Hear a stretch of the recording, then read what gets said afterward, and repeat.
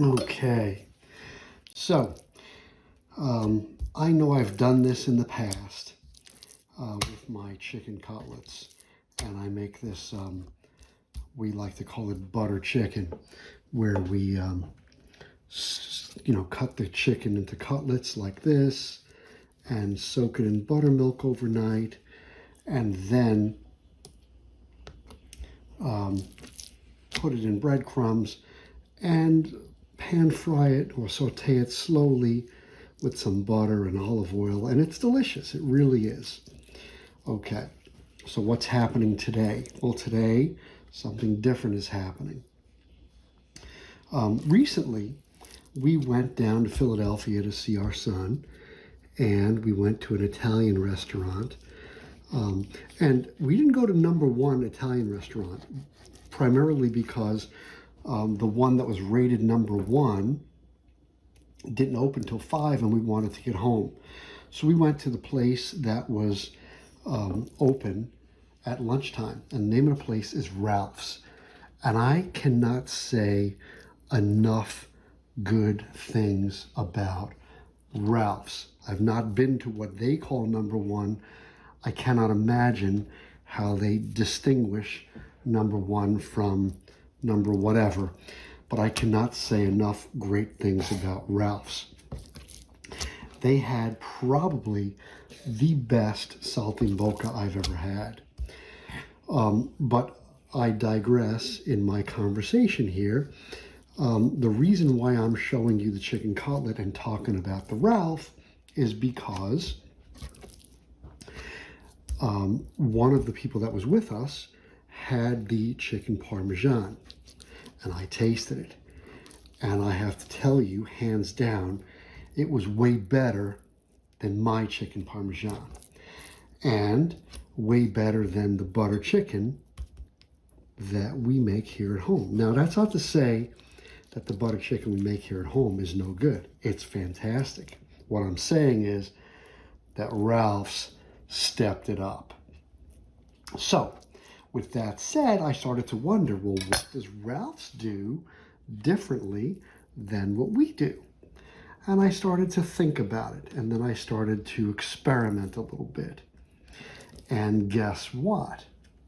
I think that I have uncovered, not necessarily Ralph's recipe, I don't have Ralph's recipe, but I think I have uncovered perhaps some of the differences between what they do and what I was doing. And, of course, in full disclosure mode, I'm about to share with you my new chicken cutlets recipe, which then you could turn into chicken parm if you want, or not. That's up to you. So now that I've cut all of my chicken into the small pieces, I'm going to pause the video and bring that into focus.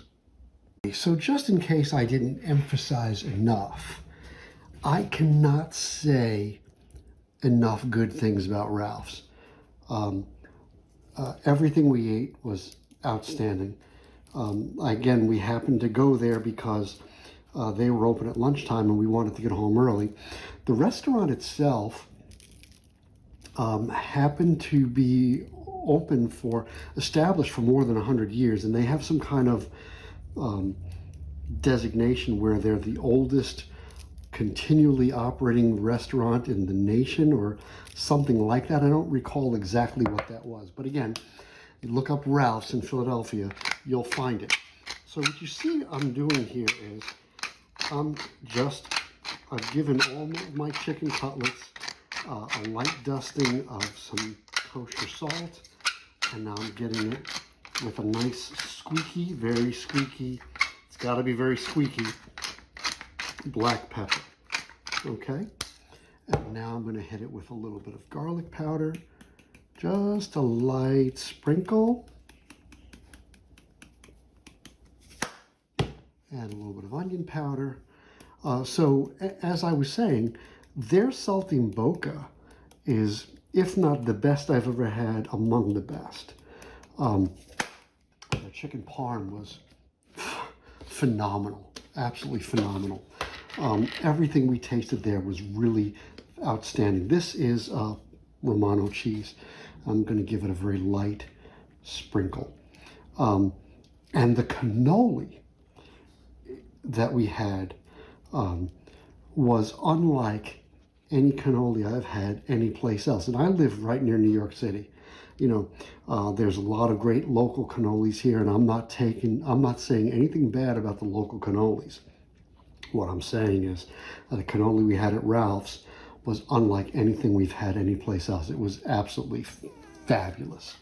So again, can't say enough great things about Ralph's. So here's what you see here. This is very different than what I was doing when we were making our chicken cutlets. This is step one. I'm going to put these chicken cutlets aside now. I'm going to go beat some eggs. And then they're going to get dipped in an egg wash and then a blend of Italian and panko breadcrumbs. And then they're going to be crispy fried. And I got to tell you, when you see these things at the end, you're going to understand what I'm talking about. These chicken cutlets are the bomb. Now, I'm not saying they're Ralph's. What I'm saying is they're close enough. Okay, so what you see before you is 3 eggs beaten. And this is a blend of panko and Italian breadcrumbs. It's a mix. Probably equal parts. Okay, so I'm going to take one of these chicken breasts, put it in the egg wash, stick it on the crumbs. Take another one, egg wash, stick it on the crumbs, and you know, this is the messy part, right? You're always going to get your fingers all dirty, but that's okay. Okay? But I want to make sure I get a nice coating of the panko on there because that is going to lend to a nice crispy fry. Got it? I'm going to do that with the rest of these breasts. Okay, so here they all are breaded with the panko and the Italian breadcrumbs, and they're seasoned. And so it's very different than what we were doing with the buttermilk and the breadcrumbs. But this is only step one of how it's different. Step two is critical because we're not going to saute and go low and slow. We're going to go high and fast. We're frying. So I've got more oil in that pan than I usually use. And we're not deep frying, but this is a fry. It's not a saute. It's going to be quick. And these guys are going to get crispy. And did I say I can't say enough good things about Ralph's? Because I can't. You know, when we left there, man, that waiter, well, in my opinion, we were new best friends. I mean, he doesn't remember me, but I sure remember him. And I have to also say that, you know, what is it? How does the expression go? Imitation is the highest form of flattery. I don't think that's the exact expression, but you get the idea. Okay, so you can see that there is a considerably larger amount of olive oil than I used to use when making my chicken cutlets the other way that I did it. So, as I said, this is not a saute. This is a fry. I'm going to get that oil good and hot, and then I'm going to quick fry these cutlets, and they're going to be awesome. Okay, I can tell you already that oil's not hot enough yet. Not hot enough. All right, I think the oil is ready. So I'm going to take, see how nice and nicely coated those cutlets are. And you see how they're already frying, right? It's frying nice. So I'm going to be able to get 3 in there. 3 at a time. And I'll clean that stove after. But that's critical. That, you know, we're not sauteing, we're frying. We want to get them crispy. And that's going to seal in those flavors. Have a nice crunch on the outside. They're already seasoned perfectly. Oh my God, they're so good. You'll see. But you might ask, how do you know when it's time to turn them? Well, I'll tell you. You see on the edge here how it's turning that lighter color? right, was cooked. You see on the edge there?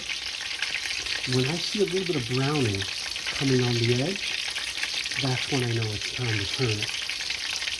So this one actually looks like it's ready to turn already, whereas these two do not seem to be ready to turn yet. But you'll see. All right, I believe it's time to turn. Let's take a look. No, not yet. Not yet. Okay, now it's time.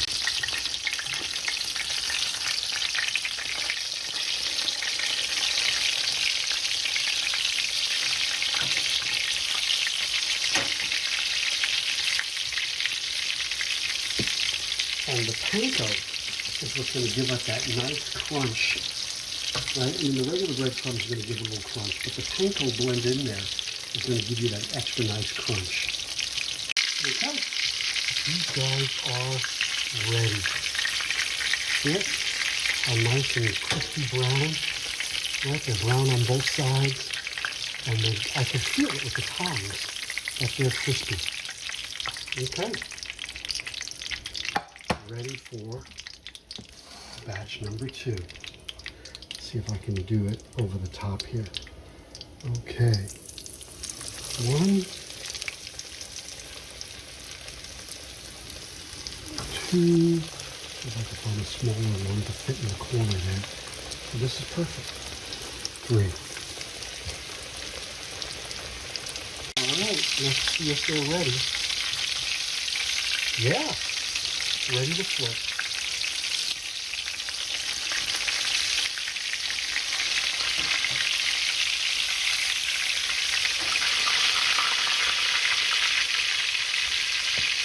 Oh, that's special.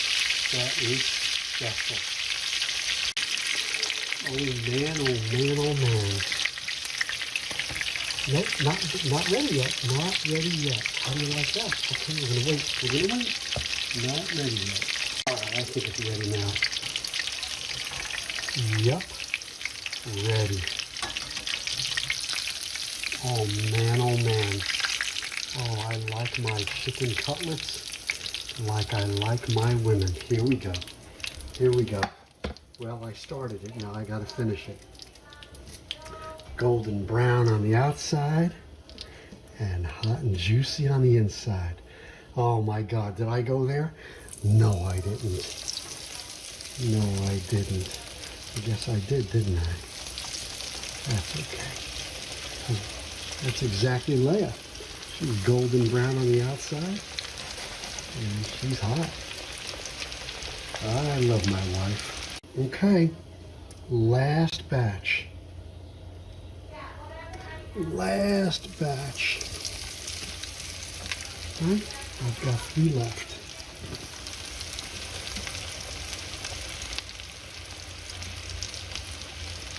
And those pankos are what's so important.